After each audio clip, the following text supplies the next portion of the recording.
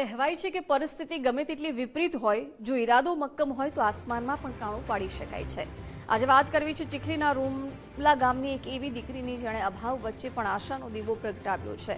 આ છે ડોક્ટર રુજુતા માહલા। પિતાના છત્રછાયા ગુમાવ્યા બાદ માતા સુશીલાબેને ઘરકામ કરીને દીકરીને ભણાવી અને આજે એ જ દીકરી હજારો વિદ્યાર્થીઓના જીવનમાં ટ્રાન્સફોર્મેશન કોચ બનીને ઉભરી છે।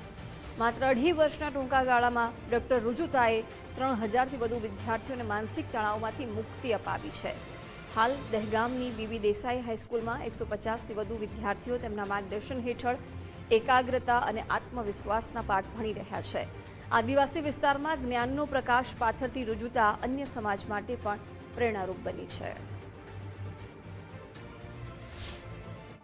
કે જેની મદદથી બાળકો પરીક્ષામાં એકાગ્રતા સાથે વાંચી શકે, પોતાના લક્ષ્યને મેળવી શકે, સારા પરિણામ મેળવી શકે અને એ બધું ધ્યાનની મદદથી હું કરાવું છું કે જેની મદદથી એ લોકો જ્યારે પણ વાંચવા બેસે ત્યારે એક ચીતે ડર વગર, સ્ટ્રેસ વગર, ટેન્શન વગર વાંચી શકે કે જેની મદદથી એમનું ધાર્યું પરિણામ એ લોકો મેળવી શકે। એના માટે હું પ્રયત્ન કરી રહી છું।